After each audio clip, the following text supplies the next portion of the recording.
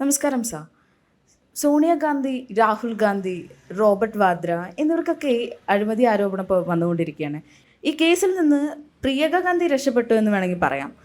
Sir, ഇവിടെ ഇവരിപ്പോൾ പാർലമെൻറ്റിലേക്ക് പോകുന്ന പോലെ ഇനിയിപ്പോൾ ഇവർ ജയിലിലോട്ട് പോകും, എന്തെങ്കിലും സാധ്യത ഉണ്ടോ? സാറിന് എന്താ തോന്നുന്നത്? അതിനുള്ള സാധ്യത വളരെ കൂടുതലാണ്. പ്രിയങ്ക ഗാന്ധിയുടെ പേരിൽ കേസുണ്ട്. ഭർത്താവിന്റെ കൂടെ അവരൊന്നിച്ച് ജയിലിൽ പോകും. മനസ്സിലായില്ലേ? ഭർത്താവ് പോയാൽ ഭാര്യയും പോകും. അപ്പം അത് രാഷ്ട്രീയ പ്രേരിതമാണ്. ഇവർ ഈ ഏറ്റവും പ്രധാനമായിട്ട് ഇപ്പം ഈ എം പിക്ക് കിട്ടുന്ന പ്രിവിലേജ് ഉണ്ട്, എം എൽ എ കിട്ടുന്ന പ്രിവിലേജ് ഉണ്ട്, അത് നമ്മൾ അറിയാത്തതുണ്ട്. അതുകൊണ്ട് അതിനും കൂടി വേണം ഇപ്പം ഏറ്റവും അവസാനം ഇവര് നിർബന്ധമായിട്ട് മത്സരിച്ചത്. ഇവർ മത്സരിക്കാൻ നിന്നതെന്ന് പറഞ്ഞാൽ ആ ഭർത്താവിന്റെ ഗുണം കൊണ്ട് അവർ മത്സരിക്കുമ്പം ഈ പറയുന്ന ആരോപണങ്ങൾ വെളിയിൽ വരുമെന്ന് ഭയന്ന്, അല്ലെങ്കിൽ കേസൊക്കെ ഉണ്ടാവുന്ന ഭയന്ന് അവർ മത്സരിക്കാൻ മാറിയിരുന്നു. ഇനി അവസാനം അതിന്റെ പ്രിവിലേജ്, എം പിക്ക് ഒരു പ്രിവിലേജ് ഒക്കെ ഉണ്ട്, അറിയാം. ഏത് കേസ് വന്നാലും ആദ്യം അറസ്റ്റ് ചെയ്തില്ലെങ്കിലും അതിന്റെ കുറെയൊക്കെ നമുക്ക് മാറി മാറി നിൽക്കാൻ പറ്റും. അതിനുവേണ്ടിയാണ് ഇപ്പം ഈ പറയുന്ന റോബർട്ട് വാദ്ര എന്ന് പറയുന്ന ആള്. അത് നല്ല ഒന്നാന്തരം കള്ളനാ. ഈ കള്ളന്മാര് ചെന്ന് കേറുന്ന കള്ളക്കൂട്ടത്തിനകത്ത് ചെന്ന് കയറത്തുള്ളൂ നമ്മൾ പറയുന്നത്. നമുക്ക് ചേരണ്ടേ നമ്മുടെ കൂടെ വരത്തുള്ളൂ നമ്മൾ പഴയ ആൾക്കാരൊക്കെ പറഞ്ഞു കേട്ടിട്ടുണ്ട്. ചെയ്തെന്ന് പറഞ്ഞാല് ഒരു 1937 കോൺഗ്രസിന്റെ മുഖപത്രമായി നാഷണൽ ഹെറാൾഡ് എന്ന് പറയുന്ന പത്രം. ആ പത്രത്തിന്റെ ആ പത്രം ഇവന്മാര് ഇന്ന് സമരത്തിന് പോയി. ഇവന്മാരെ എന്തോ വിളിക്കണ്ടേ കോൺഗ്രസിനെ?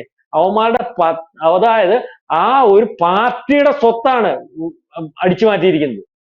പാർട്ടിയുടെ സ്വത്താണ് ഈ പറയുന്ന രാഹുൽ ഗാന്ധിയും അല്ലെങ്കിൽ അവരുടെ അമ്മയും കൂടെ ആ young India company private limited എന്ന് പറയുന്ന ഒരു കമ്പനി ഉണ്ടാക്കിയിട്ട് ATL അല്ലെങ്കിൽ AJL എന്ന് പറയുന്ന ഒരു കമ്പനി, ആ കമ്പനിയുടെ ഭാഗമായിട്ട് നിൽക്കുന്ന നാഷണൽ ഹെറാൾഡിന്റെ ഏതാണ്ട് 5000 കോടി രൂപയുടെ അഴിമതി നടന്നു. ഇതിന് മാത്രം അവർ ഓറലി ഗവൺമെന്റ് കണക്ക് കൂട്ടിയേക്കുന്ന വാല്യൂ 2000 കോടി രൂപയാണ്. അതാണ് അടിച്ചു മാറ്റിയത്. വെറും 50 ലക്ഷം രൂപ കൊടുത്തിട്ട് റെക്കോർഡ് ഉണ്ടാക്കി അടിച്ചു മാറ്റി. സുബ്രഹ്മണ്യ സ്വാമി കേസ് കൊടുത്തു. അയാളുടെ സ്വഭാവം അറിയാമല്ലോ. ഈമാതിരി കാര്യങ്ങൾ കണ്ടു കഴിഞ്ഞാൽ ആരും ഇതിന്റെ പുറകെ പോയില്ല. വല്ലവന്റെ മുതലില്ലേ വല്ലവനും പോട്ടെ, അവരെടുത്തോണ്ട് പോട്ടെന്ന് പാർട്ടിക്കാർ വിചാരിച്ചതാ. അപ്പൊ സുബ്രഹ്മണ്യ സ്വാമി പറഞ്ഞു ഇതിനകത്ത് കള്ളപ്പണമാണ് ഈ സോണിയാഗാന്ധിയും രാഹുൽ ഗാന്ധി അവൻ അടിച്ചുകൊണ്ട് പോകുന്നുണ്ട്, അത് കേസെടുക്കണമെന്ന് പറഞ്ഞിട്ട് അയാൾ കൊണ്ട് സുപ്രീം കോടതിയിൽ 2013 ഇവര് ഭരിച്ചുകൊണ്ടിരിക്കുമ്പോ കൊടുത്തതാ അഖിലേ. അല്ലാതെ ഇവിടെ ഇയാൾ ഇന്ന് പ്രകടനം നടത്താൻ പോകുന്നവര് അവന് 2019 ഈ പറയുന്ന ഭാവി പ്രധാനമന്ത്രി ചോദ്യം ചെയ്തപ്പോൾ ഇവൻ രാവിലെ എണീറ്റ് കക്കൂസി കയറുന്നത് ഉൾപ്പെടെയുള്ള മനോരമ ഉൾപ്പെടെയുള്ളത് രാഹുൽ ഗാന്ധി അനാവശ്യമായിട്ട് ചോദ്യം ചെയ്യുന്നു. അനാവശ്യമായിട്ടല്ല, ഇവൻ തട്ടിയെടുത്തത് ഇയാളുണ്ടാക്കിയ കമ്പനി 50 ലക്ഷം രൂപയ്ക്ക് ഒരു കോടാനുകോടി രൂപ നടത്തുമെന്ന് കള്ള രേഖയുണ്ടാക്കി ഇയാളുടെ പേരിലാക്കി, രാഹുൽ ഗാന്ധിയുടെയും സോണിയാഗാന്ധിയുടെയും പേരിലാക്കി. ഇതിന് ചോദ്യം ചെയ്യാണ് ED വിളിച്ചത്. സുപ്രീം കോടതി പറഞ്ഞിരിക്കുകയാണ് ഈ കേസിന് വ്യക്തത വരുത്തി അഴിമതി നടത്തിയിട്ടുണ്ടെങ്കിൽ സുപ്രീം കോടതി റിപ്പോർട്ട് കൊടുക്കണമെന്ന്. അതുകൊണ്ട് 2013 എടുത്ത കേസ് ചോദ്യം ചെയ്യൽ ആരംഭിച്ച് 2019 എത്ര ലാഗിങ് ആണെന്നറിയോ? 2025 കഴിഞ്ഞ ദിവസം കുറ്റപത്രം കൊടുത്തത്. ഇപ്പൊ സോണിയാഗാന്ധിക്ക് വരാൻ പോകുന്ന കേസിനകത്ത് പോകുന്നല്ലേ ചോദിച്ചത്. ഇപ്പൊ സോണിയാഗാന്ധിക്ക് വരാൻ പോകുന്നത് പറയും 5000 കോടി രൂപയുടെ അഴിമതി അല്ലെങ്കിൽ ഇങ്ങനെ അടിച്ചു മാറ്റി നിർത്തിയിരിക്കുന്നതിനകത്ത് വ്യക്തമായ തെളിവുകളോട് കൂടിയാണ് കഴിഞ്ഞ ദിവസം ED കുറ്റപത്രം സമർപ്പിച്ചത്. 5000 കോടി രൂപയുടെ അഴിമതി നടന്നിട്ടുണ്ട്. കുറ്റക്കാരാണ് സോണിയാഗാന്ധിയും രാഹുൽ ഗാന്ധിയും.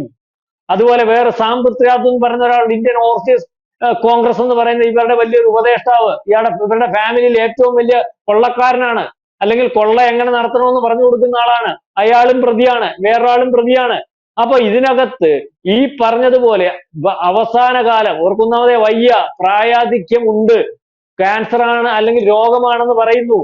അപ്പം ഈ പ്രതാപകാലത്ത് ചെയ്ത പാപത്തിന് അവസാനം ഈ പറയുന്നത് ലാലു അനുഭവിച്ചതുപോലെ അകത്ത് കിടക്കേണ്ട ഒരു ഗതി വരും. തീഹാർ ജയിലിൽ കിടക്കേണ്ട ഗതി വരും. യാതൊരു കാരണവശാലും അതിന് മാറ്റം ഉണ്ടാകത്തില്ല.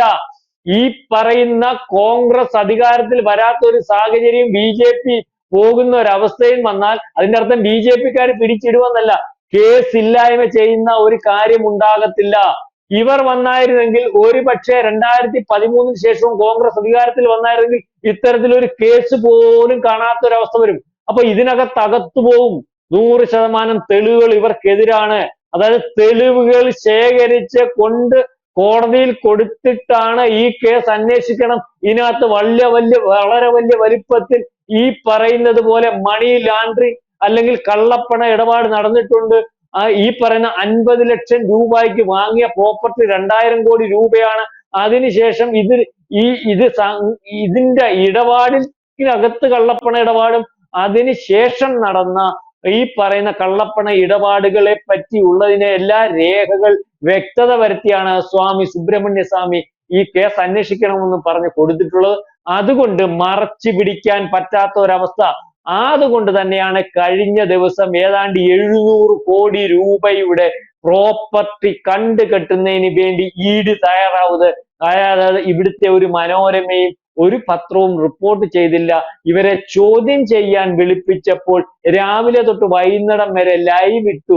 അല്ലെങ്കിൽ ED വേട്ടയാടുന്നു, നരേന്ദ്രമോദി വേട്ടയാടുന്നു, ഞങ്ങൾക്കെതിരെ അനാവശ്യ കേസെടുക്കുന്നു, ഇവർ ഭരിക്കാൻ വരുന്ന കാലത്തിന് മുമ്പേ ഉള്ള കേസുകളാണ്, ആൾക്കാരെ തെറ്റിദ്ധരിപ്പി.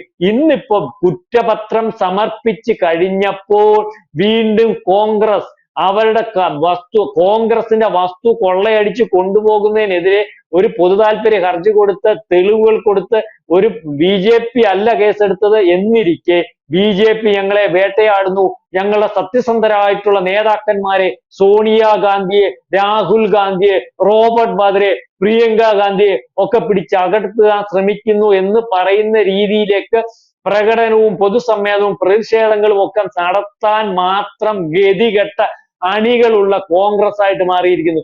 സ്വന്തം മുതൽ അടിച്ചു മാറ്റി കൊണ്ടുപോകുന്നവർക്കെതിരെ പോലും സമരം ചെയ്യേണ്ട ഒരവസ്ഥ. അത്രയ്ക്ക് ഗതികെട്ട ഒരു കോൺഗ്രസ്, അത്രയ്ക്ക് നിവർത്തികെട്ട ഒരു കോൺഗ്രസ്, അത്രയ്ക്ക് ഒരു കുടുംബാധിപത്യത്തിന്റെ കാൽ ചുവട്ടിൽ സമർപ്പിക്കപ്പെട്ട ഒരു കോൺഗ്രസ്. ആ കോൺഗ്രസിനെയാണ് ഇന്ന് കാണുന്നത്. നമ്മൾക്ക് പറയുവാനുള്ളത്, അകത്തു പോകുന്നു ലാലുവിന്റെ ജയിൽ, ഒരു പക്ഷേ ആ സെൽ, തീഹാർ ജയിലിലെ സെൽ ഇവർക്ക് വേണ്ടി ഒഴിഞ്ഞു കിടക്കുന്നു എന്നാണ് ഇപ്പം മനസ്സിലാവുന്നത്. അവസാന കാലം അമ്മയും മകനും ഒരുമിച്ചല്ലെങ്കിലും ജയിലിൽ കിടക്കാൻ പറ്റുന്ന ഒരവസ്ഥ. ഒരുപക്ഷെ ഇദ്ദേഹത്തിന് ഭരണത്തിലുണ്ടെങ്കിലേ ജയിൽ വകുപ്പ് കൊടുക്കാൻ പറ്റത്തുള്ളൂ. ഒരു ജയിൽ വകുപ്പ് ഒക്കെ കൊടുത്ത് ജയിലിനകത്ത് ഇട്ടാരോ എന്ന് വിചാരിക്കും. അത് നടക്കത്തില്ല കേട്ടോ. കാരണം മന്ത്രിസഭ ഉണ്ടാവണം, ഭരണത്തിൽ വരണം, പ്രധാന മന്ത്രിയാണ്, എന്നാലേ കൊടുക്കാനൊക്കെ. പക്ഷെ പുള്ളി കൊടുക്കാനൊക്കത്തില്ല. പുള്ളി പറയുന്ന പോലെ സിസ്റ്റത്തിന്റെ ഭാഗമായിരുന്നു പണ്ട്, എന്നാലും തരാൻ പറ്റത്തില്ല. അല്ലെങ്കിൽ നിങ്ങൾക്ക് അകത്ത് കിടക്കുമ്പോൾ ഒരു ജയിൽ വകുപ്പ് നിങ്ങൾക്ക്, അല്ലെങ്കിൽ അതിന്റെ കാര്യങ്ങൾ നോക്കുന്നതിന് വേണ്ടി. കാരണം പഴയ നിങ്ങളുടെ അച്ഛനെ അല്ലെങ്കിൽ അമ്മൂമ്മയുടെ അച്ഛനും ഒക്കെ പ്രധാനമന്ത്രി ആയിരുന്നല്ലോ, നിങ്ങൾ അതിനു വേണ്ടി തയ്യാറായി നിൽക്കുകയാണല്ലോ. അങ്ങ് തരാമായിരുന്നു, പക്ഷെ നിവർത്തിയില്ല. ഏതായാലും അകത്ത് പോകും എന്നുള്ള കാര്യം ഉറപ്പാണ്.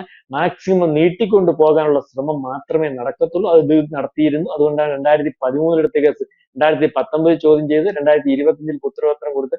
ഏതായാലും അതിനുള്ള സാധ്യത കാണുന്നു. ദൈവം അനുഗ്രഹിക്കട്ടെ എന്ന് മാത്രമേ നമുക്ക് പറയാനുള്ളൂ. കൂടുതൽ വാർത്തകളും വിശേഷങ്ങളും നിങ്ങളിലേക്ക് എത്താൻ ABC മലയാളം സബ്സ്ക്രൈബ് ചെയ്യുക, ബെൽ ബട്ടണും അമർത്തുക.